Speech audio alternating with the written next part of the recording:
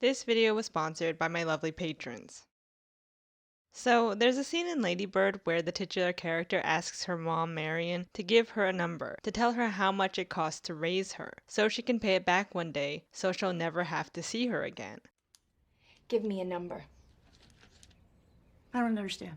You give me a number for how much it costs to raise me, and I'm gonna get older and make a lot of money and write you a check for what I owe you so that I never have to speak to you again. This scene comes about after Lady Bird, aka Christine, gets suspended from her private Catholic day school and thus sends Maion on a tirade about how much her daughter is throwing everything away. Do you have any idea what it costs to raise you and how much you're just throwing away every day? How the way she acts spits in the face of everything they work so hard to give her. And we can see this fight from 3 different perspectives. First, there's Larry, Maion's husband and Lady Bird's father, who is a bit more empathetic to Lady Bird's situation. He doesn't get offended that she joked about her house being on the wrong side of the tracks. He's seemingly okay with dropping her off a block away from school and even knocks on her door before entering, allowing her privacy. He even encourages her to apply to out-of-state colleges on the East Coast without telling Maion, as he's decided to refinance their home to put Lady Bird through college to give her the opportunities she desires.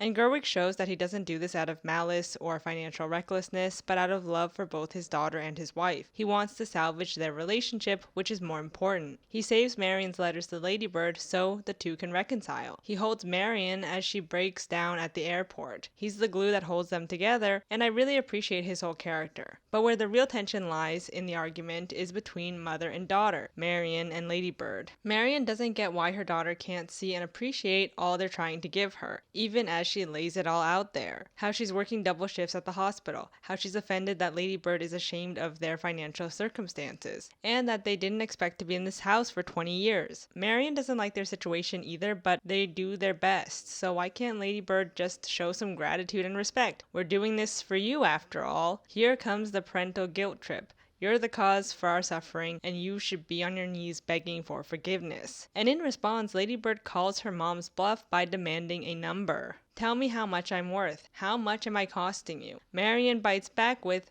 you'd never make that much anyway. End scene. So we laid out the perspectives, but what is this fight in the movie really about? Is it just about Maion wanting Lady Bird to apologize and about her wanting more recognition as a mom? Is it about money? And how does this argument play out in real life? Well, in this video, I'd like to delve into all of these questions and more, so without further ado, let's go.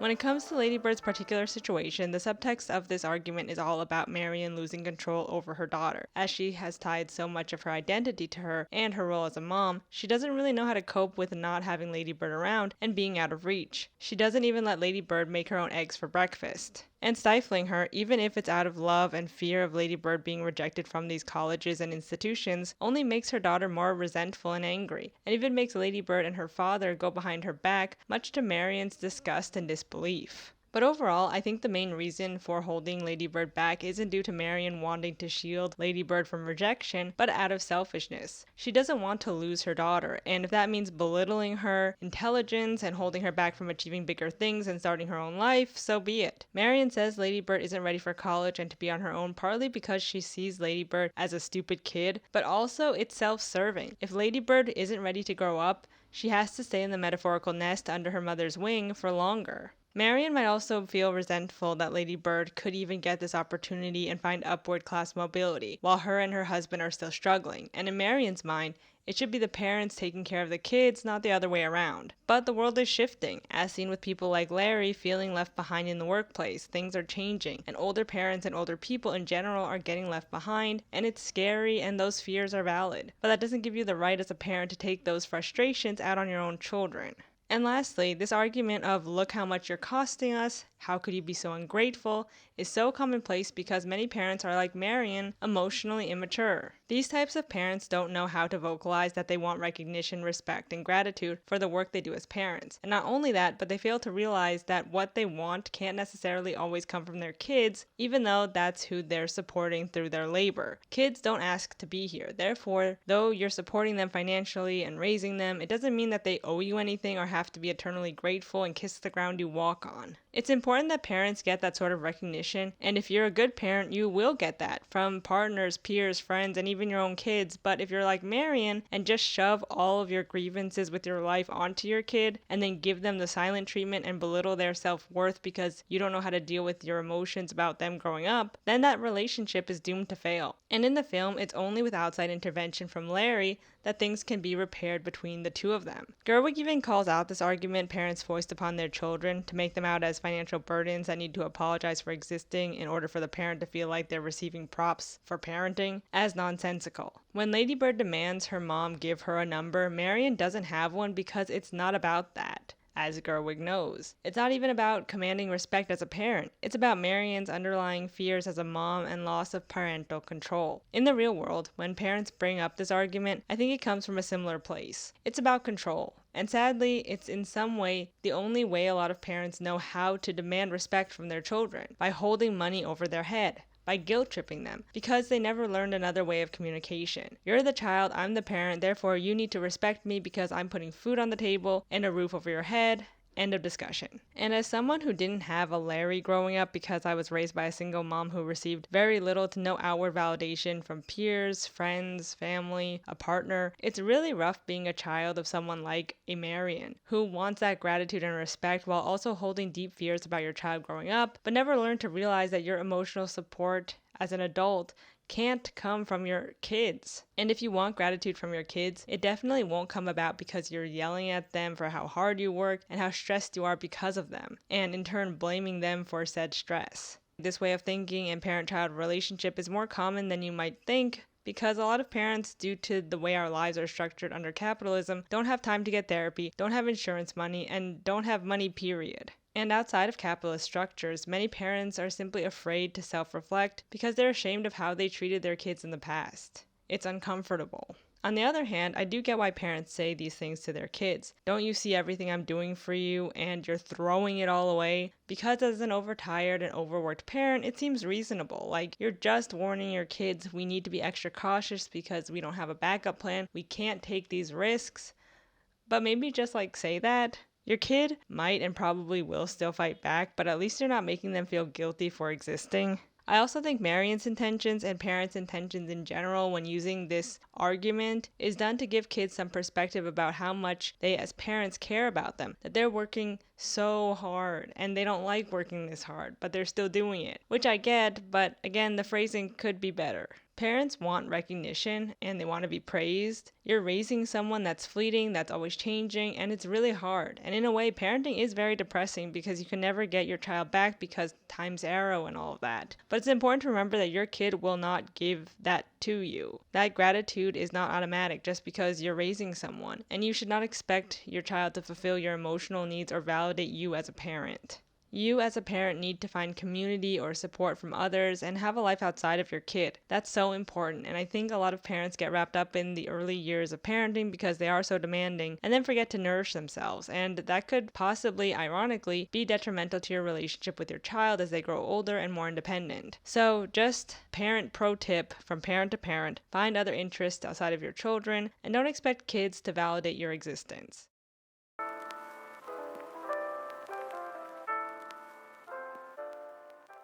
So what if we took Lady Bird's question and actually answered it? How much does it cost to raise a child in the US in 2025? Well, let's crunch the numbers. Just crunch them, please. Crunch.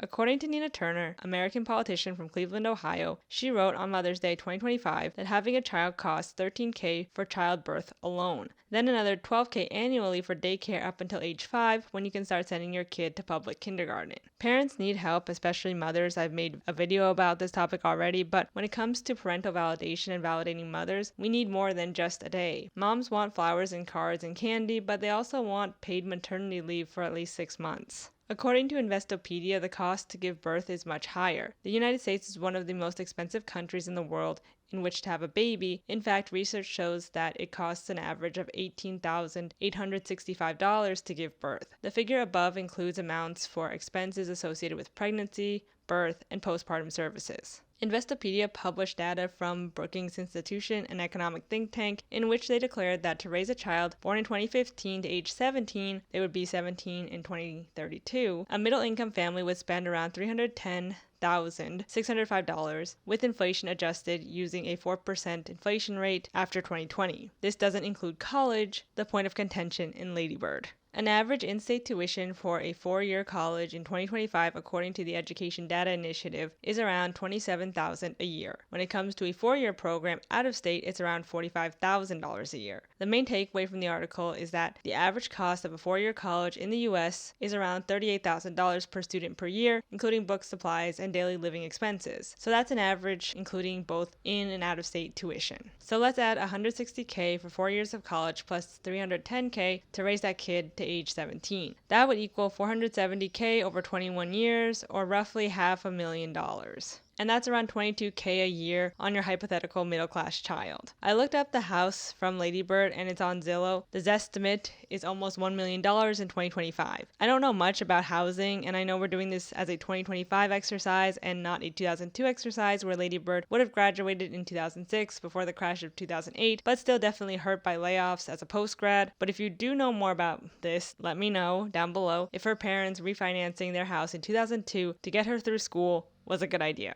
And if she's still on speaking terms with her family, which I think she is, she would right now probably be considering selling the house to downsize in order to help take care of her parents in their old age with the help of her brother. I did decide to do a comparison of costs between 2002 and 2025, and in short, inflation is out of control. Here are some highlights. Lady Bird's house should only be worth around $350K today, but it's being estimated at almost $1 million. Was it because the movie was shot there? Room and board fees between 1999 to 2000 and 2022 to 2023 has increased 174.6%, 54.3% with inflation. The average middle class salary should be around $75K in 2025. Right now, it's barely $50K. The cost to raise a child has doubled. This is all to say that $500,000 to raise a child is a lot of money. This money talk that Maion goes on about isn't for naught. Conversely, having kids in this world costs money. But there's also an emotional, mental, and physical cost that makes this question of how much does it cost to raise a child a little unanswerable. At least to me. Yes, there's a number, but that number will never be able to put a price on a child's life and their worth, which makes it so unfair, as Gerwig notes in her film, for parents to even bring up this argument to their kids of, do you know how much it costs to raise you? In reality, like we talked about in the first section, it's about the monetary cost, sure. But it's also about Maion and parents like her wanting validation that all that they sacrificed for their children is worth it. And like we concluded, it's unfair to put that onto your child who never asked to be here in the first place and who doesn't exist to give your life meaning. And it makes sense why people aren't having kids when there's no universal health care, no federally paid maternity leave, no free childcare, when there's economic uncertainty, when it comes to inflation and housing, and many people reconsidering college and marriage altogether. The path to adulthood and middle class bliss is not what it once was. If it was ever bliss to begin with is another topic I already covered. And in that video, I talked about why people aren't having as many kids, and I highlighted these economic factors as well as the child-free movement and how it's more normalized to not have kids or want them, and how that's a good thing. I also entertained this idea brought forth from a New Yorker article entitled The End of Children by Gideon Lewis Krause that I'm still thinking about. He writes about how in South Korea, where the birth rate is the lowest in the world, how the subjects he interviewed talk about how society is hostile towards children, and that many wealthy adults don't want them because the money they would spend on a child could go to them and their lives, traveling, restaurants, and other experiences. They view children as just drains on their wallet, as not financially worth it even if you have the money. And this begs the question for us as readers, does this run the risk of seeing kids as just dollars and cents and not as human beings? And in the end, though I agree with his points that having a kid is not something we can financially put a number on, though there is a number, and we should work on bringing that number down so people who do want to have kids can, and so that basic necessities for children like healthcare and education aren't financially gatekept, we should always be wary of comparing kids to numbers on a spreadsheet. I also don't think that has anything to do with the child-free movement and society becoming more selfish. You don't have to have a noble noble reason not to have kids, just like there's no noble reason to have kids. I don't think people who compare kids to money they could be spending on themselves even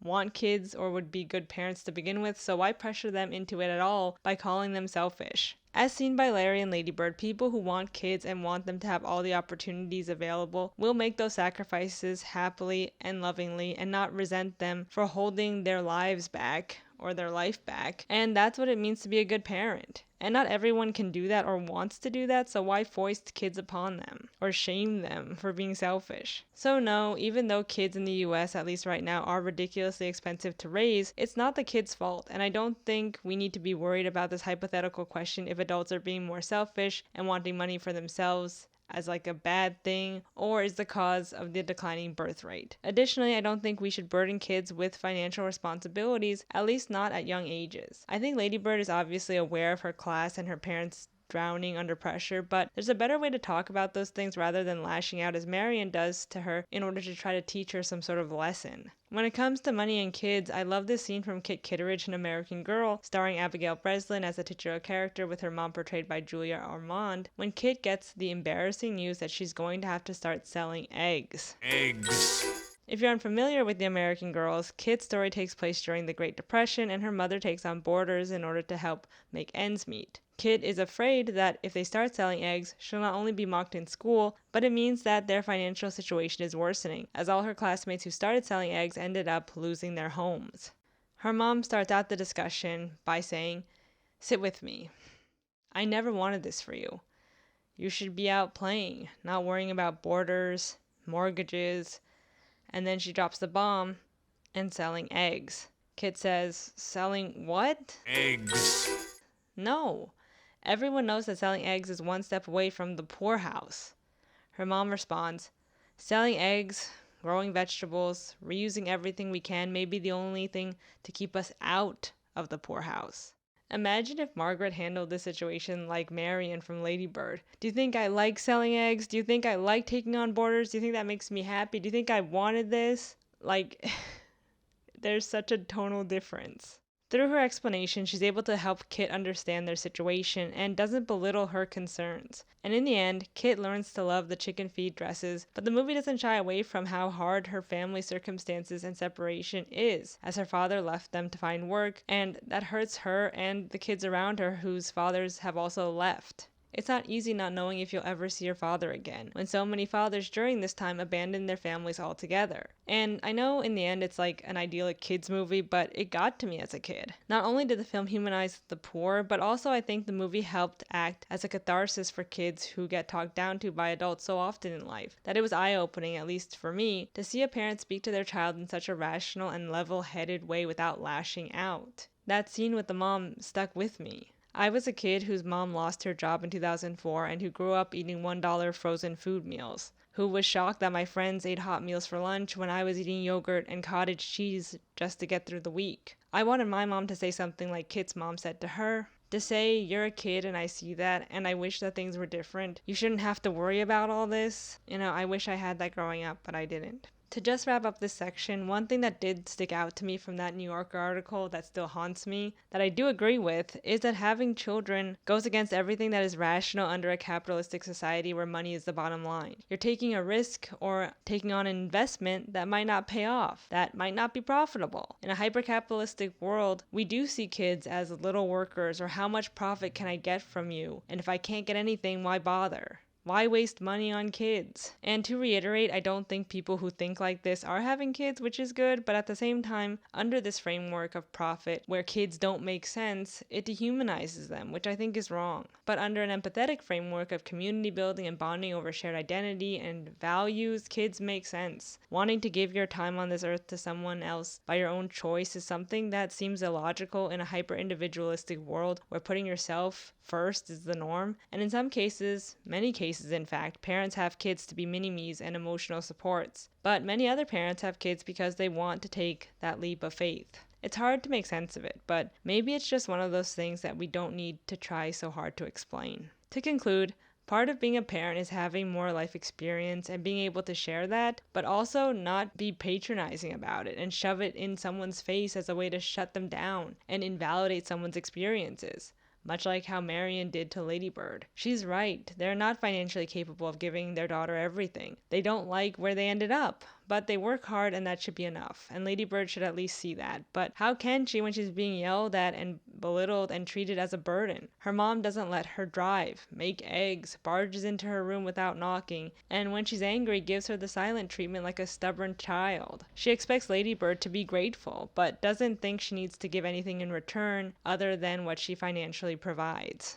In the end, it's her vulnerability through the letters to her daughter Larry collected that brings them back together and gives Lady Bird a newer perspective. But it will be up to Maion to continue the work on herself and for Christine to choose what path to take next. Parenting is this constant balancing act that takes years to master, and not all parents do a good job, but you at least have to try and fail, and if you fail, apologize and keep trying. So that's it for this one. As someone with an almost 3-year-old, I think about Lady Bird and the mistakes Maion makes as a parent a lot in order to avoid making them myself. Parenting is a lot of pressure, but at the same time, you have to be okay with messing up and saying I'm sorry and trying again the next day and always doing better. Parenting humbles you. It recenters your world, and you have to be okay with knowing that the being you're raising will grow up and leave and be their own human, be free to make their own mistakes and their own choices. It's one of the best things I've experienced and one of the most daunting and again humbling, but I'm happy to be doing it. I know I'm making a lot of parent content, but that's where my head is right now, so thanks for bearing with me,